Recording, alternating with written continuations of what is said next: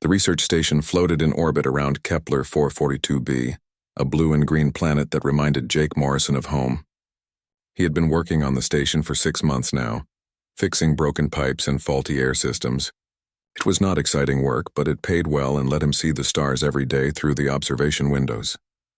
Jake walked down the metal corridor with his toolkit in one hand and a cup of coffee in the other. He was 28 years old, average height with brown hair that stuck up in the back because he always forgot to comb it. His blue coveralls had grease stains on them from yesterday's repair job. He hummed an old song from Earth as he walked, not worried about anything.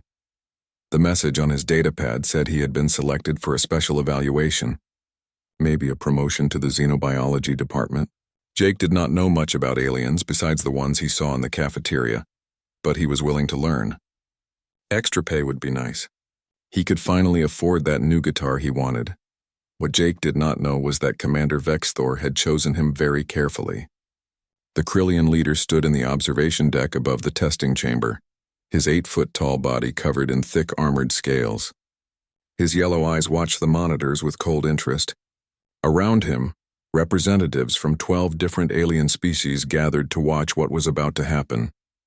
Vexthor believed humans were weak. They smiled too much. They made friends with everyone. They treated dangerous situations like jokes. 5 years ago, when Earth joined the Galactic Council, many species had been nervous. Humans spread across the stars quickly, taking jobs, opening businesses, making alliances, but Vexthor thought they were just prey animals pretending to be strong. Today he would prove it. In a small transport cage at the center of the testing chamber, something moved. The cage rattled and shook as the creature inside threw itself against the bars. Metal bent slightly under the impacts. A low growling sound filled the room, the kind of sound that made every species in the galaxy feel fear in their bones. Lieutenant Amy Chen stood at the back of the observation deck. She was the only other human on the station, working as a communications officer. She had tried to stop this test for 3 days, arguing with anyone who would listen, but nobody cared what one human thought. Now she could only watch and hope her friend would be okay. Amy had known Jake since they both arrived on the station. They ate lunch together, played cards on their days off, and complained about the terrible recycled food. Jake was kind and funny, always ready to help anyone who needed it. He did not deserve this. The creature in the cage was called a Ravager. It came from Krathna, a death world where everything was built to kill. Ravagers were apex predators, born hunters with instincts so strong that even thinking about them made other species nervous. An adult Ravager could tear through a ship's hull with its claws. A juvenile like this one had already killed 2 handlers who tried to train it. The Ravager was only 3 months old, but it was already the size of a large dog. Its body was covered in black scales that looked wet in the lights. 6 powerful legs ended in curved claws. Its head was mostly jaw, filled with rows of sharp teeth that could bite through bone. 3 red eyes tracked every movement. A row of spines ran down its back, standing up when it was angry. Right now, all the spines were up. Dr. Ben Carter, a Letharian xenobiologist who looked like a walking salamander with blue skin, checked his medical equipment. He did not like this test either, but Vexthor had ordered it. Ben had treated the Ravager's injuries after the handlers beat it for being aggressive. He knew the creature was terrified and in pain, but nobody listened to him either. The door to the testing chamber opened.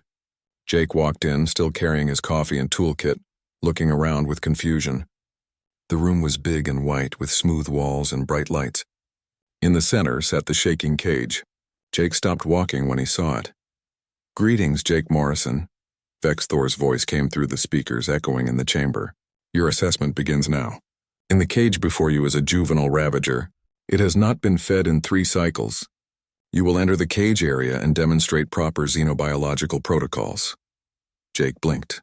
He looked up at the observation windows where he could see shapes moving behind the glass. "Wait, what?" "I fix air recyclers and water pipes. I don't know anything about dangerous animals. Your species claims to be adaptable," Vexthor said.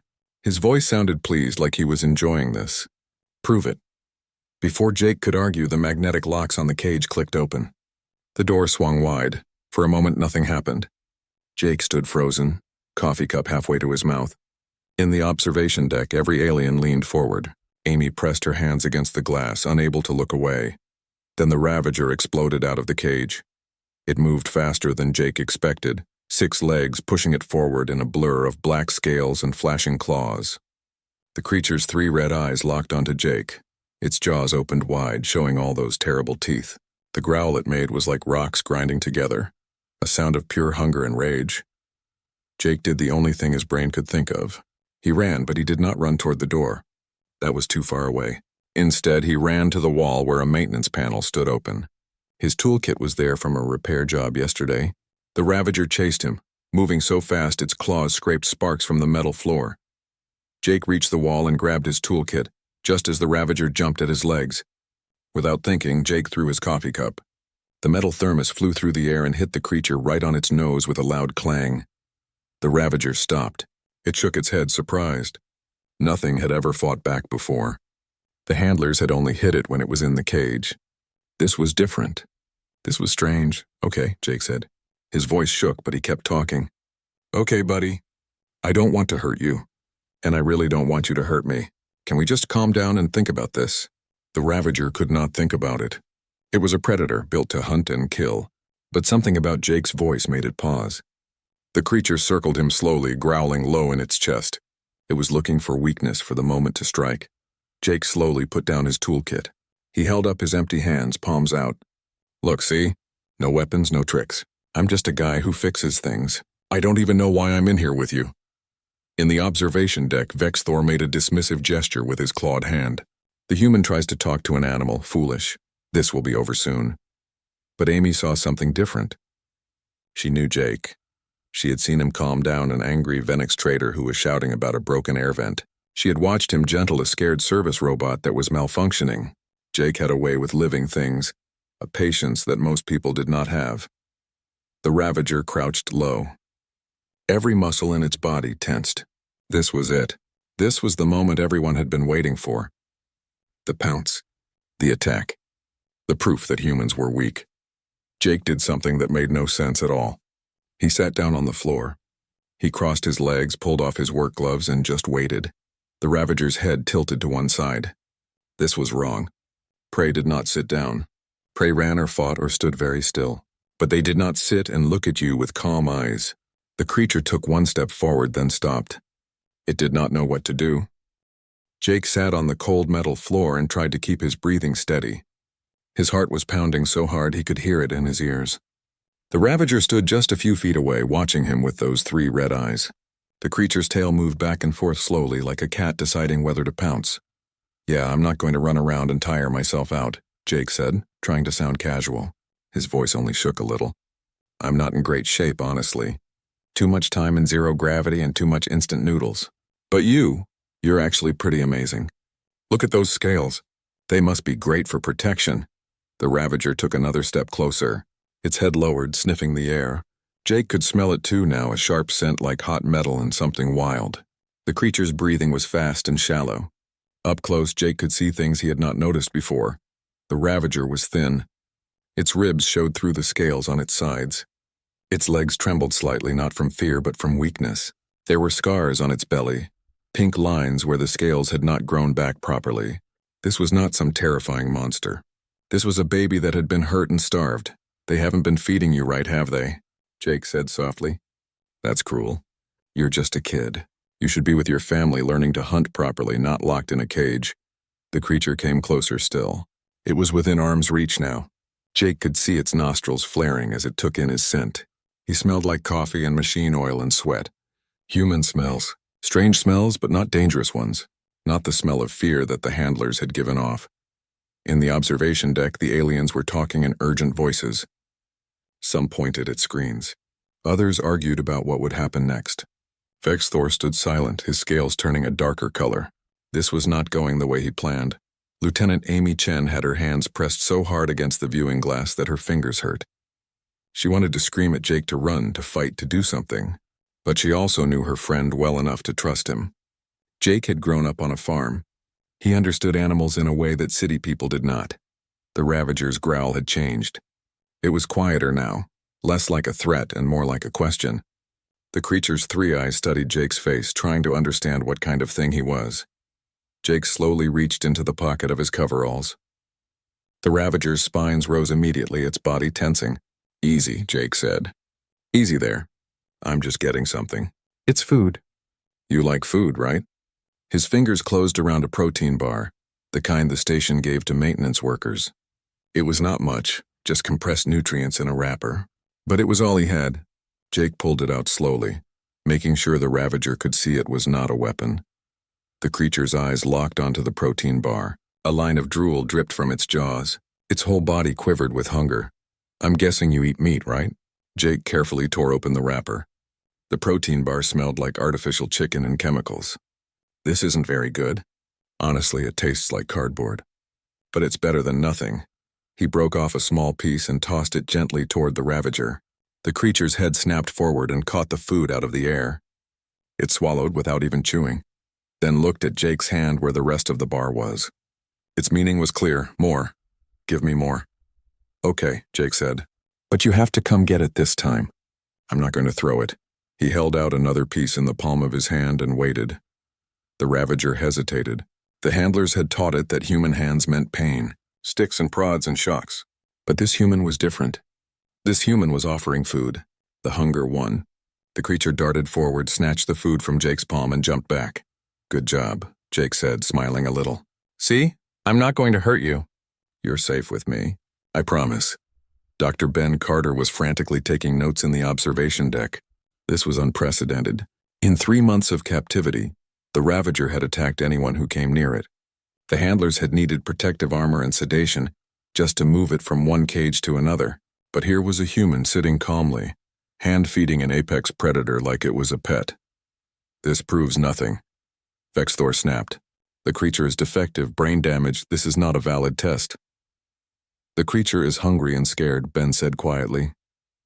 Perhaps the test was flawed from the beginning. Jake offered another piece of the protein bar. This time, the Ravager did not jump back. It stayed close, its rough tongue touching Jake's palm as it took the food. The texture was like sandpaper, but warm. That tickles, Jake said. He tried not to pull his hand away. The Ravager was trusting him, and he would not break that trust. The creature finished the piece and pushed its head toward Jake's hand, asking for more. Its aggressive posture had melted away. The spines on its back were flat now. Its tail had stopped moving.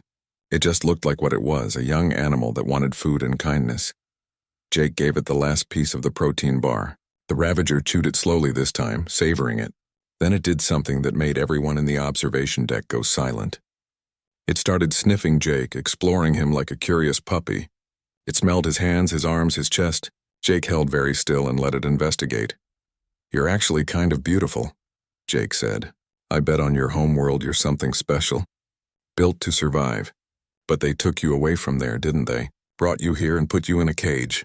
I'm sorry about that. You deserve better. The Ravager made a sound that no one had heard before, not a growl or a snarl. It was deeper, coming from its chest almost like a purr but more rumbling, a sound of contentment. Oh, Jake said, understanding flooding through him. Oh, you're really just a baby, aren't you? He slowly extended his hand, not to grab or control, but to offer comfort.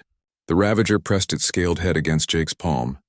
The scales were warm and smooth in one direction, rough when you rubbed the other way. Jake began to gently scratch behind the ridge where the creature's jaw met its neck. The Ravager's 3 eyes closed halfway. Its mouth opened slightly, showing its teeth, but not in aggression. It was almost like a smile. The creature leaned into Jake's touch, wanting more. Then, while dozens of aliens watched in complete shock, the Ravager climbed into Jake's lap. It circled once, twice, just like a dog finding the right spot. Then it curled up against Jake's chest, tucked its head under his arm, and closed all 3 eyes. Within seconds, the creature was asleep. Its breathing became deep and slow. Its body relaxed completely. One of its clawed feet rested on Jake's leg in absolute trust. Jake sat there frozen, with a juvenile apex predator sleeping in his arms like a tired puppy. He could feel its heart beat fast and strong. Its body was very warm, almost feverish. The scales were softer than they looked, especially on its belly where the scars were. He looked up at the observation windows. He could see shapes moving behind the glass, aliens gesturing and arguing. Jake carefully raised one hand and mouthed 2 words toward the window. Help me. The observation deck erupted in chaos. Aliens were shouting in a dozen different languages. Vexthor was slamming his fists on the control panel, his scales turning purple with rage. Some of the representatives were recording everything on their devices. Others were making urgent calls. Lieutenant Amy Chen was crying. Not from fear, but from relief and pride. Her friend had done the impossible. He had looked at a monster and seen someone who needed help. That was the most human thing she had ever witnessed. Dr. Ben Carter was already moving toward the door. He grabbed his medical kit and a container of proper food for the Ravager. Someone needed to help Jake, and someone needed to treat that poor creature properly. But for now, Jake just sat on the floor of the testing chamber, one hand resting gently on the sleeping Ravager's back. He did not move. He barely breathed. He just let the creature rest, maybe for the first time since it had been taken from its homeworld. The test had failed completely. But in failing, it had revealed something that Commander Vexthor had not expected. Humans were not weak. They were something far more dangerous. They were kind. And kindness, Jake was proving, could turn enemies into friends. The door to the testing chamber opened slowly. Dr. Ben Carter stepped inside, moving with the careful grace of someone who had worked with dangerous animals for many years. He carried a medical scanner in one hand and a large container in the other. His blue skin seemed to glow softly in the bright lights of the chamber. Jake looked up at him with relief in his eyes. The Ravager stirred at the sound of footsteps, its 3 red eyes opening to see who was approaching. A low growl started in its chest, but Jake's hand on its back kept the creature from jumping up. "It's okay," Jake said softly. "This is Ben. He's a doctor. He's here to help you." Ben stopped a few feet away and knelt down slowly. He spoke in a gentle voice, the kind that worked across all species. "Hello, little one. I am not going to hurt you. I just want to make sure you are healthy." The Ravager watched him carefully, suspicious but not attacking. It pressed closer to Jake, seeking protection. Ben activated his medical scanner and moved it through the air, reading the creature's vital signs without touching it. His face grew sad as he read the results. "Malnutrition," Ben said quietly. 3 fractured ribs that healed wrong. Infection in the skin layers. Stress hormones at dangerous levels. This animal has been badly mistreated. "That's absurd," Vexthor's voice came through the speakers. The handlers followed all standard protocols for containing dangerous predators. Ben looked up at the observation window. Even though he could not see clearly through the glass, his voice carried anger. Standard protocols for a killing machine, perhaps, but not for a child. This creature needed care, not torture. Jake felt the Ravager shaking under his hands. The creature was awake now, but exhausted, drained from months of fear and hunger. Its scales, which should have been glossy and strong, were dull in places. Its claws, meant to be sharp and deadly, were cracked and broken. "What can we do?" Jake asked. Ben opened the container he had brought. Immediately, a rich smell filled the chamber. It was meat protein gel, specially made for carnivorous species. The scent was strong and natural, nothing like the artificial protein bar Jake had given the creature earlier. The Ravager's head lifted instantly. Its nostrils flared wide. Every muscle in its body tensed, but not with aggression. With desperate hunger, it looked at the container, then at Jake as if asking permission. "Go ahead," Jake said. "Eat as much as you want." The Ravager practically dove into the container. It ate with the frantic energy of someone who had been starved for too long. Ben watched carefully, making sure the creature did not choke in its hurry. When the Ravager paused to breathe, Ben spoke to Jake. "I need to give it medicine. Antibiotics for the infection, vitamins for the malnutrition, and something for the pain." Can you hold it steady? "I'll try," Jake said. Ben prepared an injection while the Ravager was focused on eating. The needle was large, designed for thick-skinned species. When Ben approached with it, the Ravager saw the gleam of metal and hissed. Its spines rose up again. It remembered needles. Needles meant pain. "I know," Jake said, wrapping his arms gently around the creature. "I know you don't like this, but you need medicine to get better, trust me, just this once." The Ravager struggled a little, but Jake held firm without hurting it. His grip was secure but gentle, like holding a scared dog at the vet. Ben moved quickly, finding a spot between the scales and giving the injection in one smooth motion. The Ravager yelped, a sound of surprise more than pain. It twisted in Jake's arms, but instead of attacking, it just burrowed deeper into his embrace. It pushed its head against Jake's chest, hiding from the scary doctor with the needle. "All done," Ben said softly. "You were very brave." Jake held the creature close, one hand stroking its back. "See, not so bad. You're going to feel better soon. I promise." The Ravager's rapid heartbeat began to slow. It made that rumbling purr sound again, seeking comfort. Jake kept petting it, speaking in low, soothing tones. The creature slowly relaxed. In the observation deck, the chaos had not stopped. Lieutenant Amy Chen was on a call with the Earth Embassy reporting what had happened. Other aliens were making their own calls, spreading the news across the galaxy. Several representatives were demanding that Vexthor be removed from command immediately. Commander Vexthor stood alone now, his yellow eyes fixed on the scene below. He had wanted to prove humans were weak.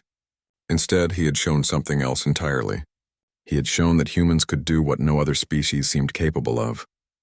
They could look past fear and violence to see the person underneath. Dr. Ben Carter sat back on his heels, watching Jake and the Ravager. "This is remarkable," he said. "In 3 months, the handlers could not get near this creature without armor and sedation. You have known it for less than an hour, and it trusts you completely." "It's not that special," Jake said, though his voice was thick with emotion. "You just have to treat it right. Like it matters. Like it's more than just a dangerous animal or a test subject." "Most species in the galaxy do not think that way," Ben said. "We see threat levels and danger ratings. We categorize and contain. Humans see individuals. You see potential friends." The Ravager finished eating and returned to Jake's lap. It was moving slower now, the medicine starting to work. The creature settled against Jake's chest and closed its eyes again. This time it was not just sleeping from exhaustion. It was sleeping because it felt safe. Jake looked down at the creature in his arms. He thought about his childhood on the farm in Montana. He remembered bottle-feeding orphaned calves when their mothers died. He remembered sitting in the barn with his dog, Max, during thunderstorms because Max was afraid of loud noises. He remembered his father teaching him that all living things deserved respect and kindness. "What happens now?" Jake asked.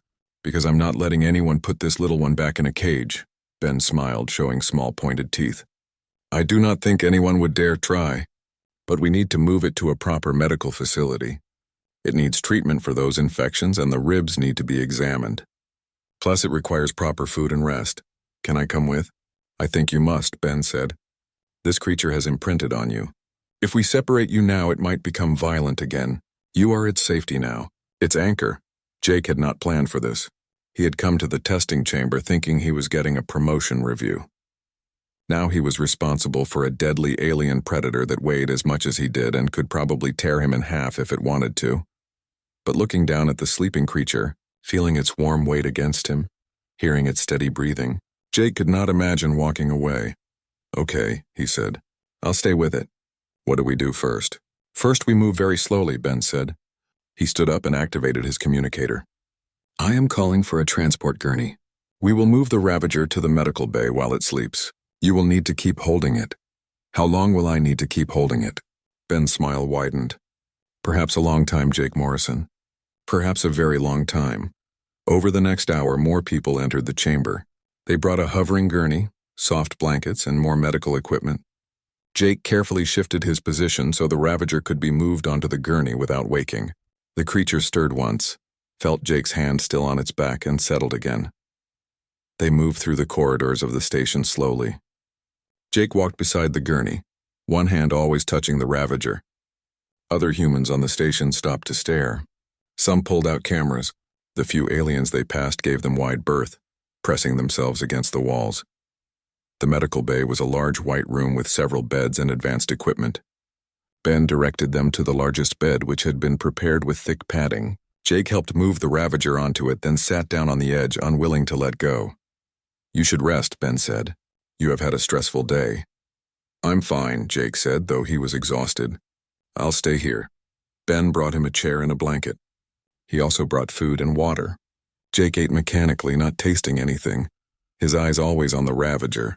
The creature slept deeply now, its body finally able to heal. Lieutenant Amy Chen arrived an hour later. She rushed to Jake and hugged him carefully, trying not to disturb the sleeping predator. "You scared me to death," she said. "But I'm so proud of you." "I just did what felt right," Jake said. "That's what makes you special," Amy replied. She pulled up another chair and sat with him. "You should know this is spreading everywhere. The footage of you calming the Ravager is all over the galactic net. Earth is going crazy. Everyone wants to know about the maintenance tech who befriended a monster." Jake groaned. "I don't want to be famous. I just want this little one to be okay. Too late, Amy said with a smile. You're a hero now. They sat in silence for a while, watching the Ravager breathe. Its scales rose and fell steadily. Occasionally it would make small sounds in its sleep, like it was dreaming. What are you going to name it? Amy asked. Jake had been thinking about that. Ash, he said, because of the dark scales. Like ash from a fire. At the sound of its new name, the Ravager's tail twitched slightly. One eye opened, looked at Jake, then closed again. It seemed content. Ash it is, Amy said. The next morning, Jake woke up in the chair beside Ash's bed. His neck was stiff and his back hurt, but he had not wanted to leave. The Ravager was still asleep, breathing easier now that the medicine was working. The infections were clearing and its body was finally getting the nutrients it needed. Dr. Ben Carter entered the medical bay carrying a data pad and looking tired. He had been up all night dealing with calls from various officials. How is our patient? He asked. Still sleeping, Jake said. Is that normal? Very normal, Ben assured him. Its body has been in survival mode for months. Now that it feels safe, it is catching up on lost rest. Let it sleep as long as it needs. Jake stood and stretched, trying to work out the kinks in his muscles. What's happening out there? Amy said something about footage spreading. Ben's expression turned serious. Everything that happened yesterday was recorded by the observation deck cameras. Lieutenant Chen sent the footage to Earth and several news networks. It is now the most viewed video in the galaxy. Over 2 billion beings have watched you calm Ash. 2 billion. Jake felt dizzy. That's not possible. It is very possible when you do something unprecedented, Ben said. He held up his data pad, showing Jake the screen. The video played, showing Jake sitting on the floor while Ash climbed into his lap and fell asleep. The view counter kept climbing even as they watched. People are calling it many things, Ben continued. A miracle. Proof of human compassion. Evidence that we have been wrong about many things. The comments are quite interesting. Most species are amazed. Some are frightened. A few are angry. Angry about what? That you made it look easy. That you showed kindness where they showed cruelty. Ben paused. Commander Vexthor has been placed under investigation. The Galactic Council wants to know why he authorized such a dangerous test. They also want to know about Ash's treatment before you arrived. Jake looked back at the sleeping Ravager. Someone hurt it badly. Those scars, the broken ribs, the infections. That wasn't from being in a cage.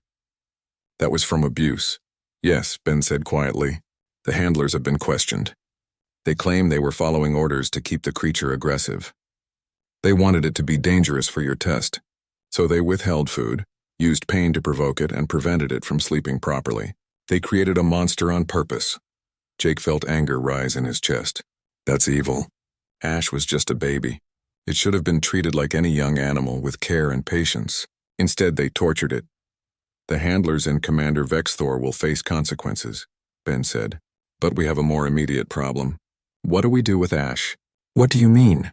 Ben sat down in the other chair. Ravagers cannot be returned to the wild once they have bonded with someone. They are social creatures despite their reputation. In nature, young Ravagers stay with their family groups for 3 years, learning to hunt and survive. Ash was taken too early before it learned these skills. It cannot go back to Krathna, so it stays here?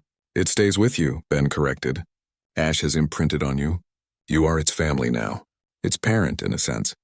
Where you go, it must go. The question is, what do you want to do? Jake had not thought that far ahead. He looked at Ash, watching the steady rise and fall of its breathing. The creature had trusted him when it had no reason to trust anyone. How could he abandon it now? I want to take care of it, Jake said. But I'm just a maintenance technician. I don't know how to raise an alien predator. You could learn, a new voice said. Jake turned to see a woman entering the medical bay. She was tall, maybe in her 50s, with silver-streaked hair pulled back in a braid. She wore the uniform of a xenobiologist with patches showing she had worked on a dozen different worlds. Behind her came a younger man, probably in his 20s, carrying recording equipment. I'm Dr. Kate Palmer, the woman said, extending her hand. This is Chris Bennett, my research assistant. We came from Earth as soon as we heard what happened. We specialize in dangerous species rehabilitation. Jake shook her hand. You came all this way for Ash. We came for you, Kate said with a smile. What you did yesterday was extraordinary. You showed instincts that most trained xenobiologists never develop. You saw past the danger to the frightened child underneath. That's a rare gift. I just treated it like any scared animal. Exactly, Kate said. Most species in the galaxy have forgotten how to do that. They see threat levels and containment protocols. You saw someone who needed help. We want to teach you how to use that gift properly. Chris set up his equipment and began scanning Ash with various instruments. Vitals are improving, he said. The medicine is working fast. Another day or two and it should be fully recovered physically. What about mentally? Jake asked. Kate pulled up a chair and sat down. That will take longer. Ash has trauma from its treatment. It will need patience, routine, and trust-building exercises. It will also need proper socialization. Ravagers are intelligent creatures. In the wild, they learn complex hunting strategies and social behaviors. Ash missed all of that, so I would be raising it from scratch? Yes, Kate said. It would be difficult. Ravagers grow quickly. In 6 months, Ash will be the size of a horse. In a year, it will be fully grown, about the size of a small car. It will be strong enough to tear through steel, and fast enough to catch most prey species. But if raised correctly, it will also be loyal, intelligent, and capable of incredible gentleness. Jake thought about that. A year ago, he had been living in a small apartment on Earth, working at a factory and dreaming of the stars. Now he was being offered a chance to do something meaningful, to help a creature that everyone else had given up on. What would I have to do? Jake asked. Come work with us, Kate said. We're establishing a new xenobiology research station in orbit around Earth. We study misunderstood species and develop better treatment protocols. We need people like you, people who understand that intelligence and compassion matter more than credentials. I don't have a degree in anything, Jake said. You have something better, Kate replied. You have empathy. We can teach you the science. We can't teach someone to care. That has to come naturally. Behind them, Ash stirred. The Ravager's eyes opened slowly, all three focusing on Jake immediately. It made a small questioning sound, checking if he was still there. Jake moved to the bed and put his hand on Ash's head. I'm here. You're safe. Ash's tail curled around Jake's wrist gently. The creature's purring rumble filled the room. It was content just to be near him. I'll do it, Jake said. I'll learn whatever I need to learn. But I'm not leaving Ash, we stay together. Kate smiled broadly. I was hoping you'd say that. Welcome to the team, Jake. You just became a xenobiologist, Chris laughed. Congratulations. You're going to have the weirdest career path ever, from fixing pipes to raising apex predators. Over the next few hours, Kate and Chris explained what would happen next. They would transport Ash to the new research station along with Jake. There, Jake would begin training while caring for Ash. He would learn anatomy, behavior, nutrition, medical care, and dozens of other subjects. It would be hard work, but he would not be alone. Lieutenant Amy Chen came by later with good news. Commander Vexthor has been removed from his position. He's facing charges of animal cruelty and reckless endangerment. The Krillian Empire issued a formal apology to Earth and to you personally. I don't need an apology, Jake said. I just want to make sure this never happens again. It won't, Amy said. The Galactic Council is rewriting all the protocols for handling juvenile alien species. They're calling them the Morrison Guidelines. You're literally changing how the galaxy treats animals. Jake felt overwhelmed. 24 hours ago, he had been a nobody. Now he was apparently famous across multiple star systems and changing laws. It was too much to process. But then Ash nuzzled against his hand and everything became simple again. None of the fame or attention mattered. What mattered was this creature that had trusted him. What mattered was making sure Ash had a good life. When do we leave? Jake asked Kate. Tomorrow, she said. Ash needs one more day of treatment, then we transport. Are you ready? Jake looked at the Ravager curled up on the medical bed. He thought about everything he was leaving behind. His quiet job, his simple life, his plans to save up for a guitar. But he was gaining something more important. A purpose, a friend, a chance to make a real difference, yeah, Jake said. I'm ready. 6 months had passed since the incident on the research station. Jake stood in a large habitat dome on the new xenobiology station orbiting Earth. Through the transparent walls, he could see his home planet below, blue and white and beautiful. But his attention was focused on the creature in front of him. Ash had grown. The Ravager was now the size of a large horse, all lean muscle and glossy black scales. Its 3 red eyes were bright and alert. The spines along its back stood tall and strong. When it moved, it was with the deadly grace of a perfect predator. Every being who saw Ash felt a basic instinct to run. But when Jake entered the habitat, Ash bounded over like an excited puppy. The massive predator made that deep rumbling purr and pressed its huge head against Jake's chest, nearly knocking him over. "Hey, buddy," Jake laughed, scratching behind Ash's jaw. "Did you miss me? I was only gone for 2 hours." Ash's tail wagged back and forth with enough force to knock over a storage container. The Ravager followed Jake across the habitat, staying close. Even though Ash could now hunt simulated prey with terrifying efficiency and had the strength to bend steel bars, it still acted like a baby around Jake. Dr. Kate Palmer watched from the observation area where a group of students had gathered. They came from a dozen different species, all eager to learn from the human who had changed xenobiology forever. Kate spoke to them while watching Jake and Ash interact. The key lesson here is that aggression is often fear. Humans understood this because we domesticated many species on our own world. We learned that trust is more powerful than force, that respect creates bonds that fear never can. One of the students, a young Krillian female named Vera, raised her hand. But how did Jake Morrison know the Ravager would not kill him? How did he have such confidence? Kate smiled. He didn't know. He took a risk based on what he saw. He looked at Ash and saw a scared, hungry baby. He chose to respond to that instead of the danger. That is what makes humans unique.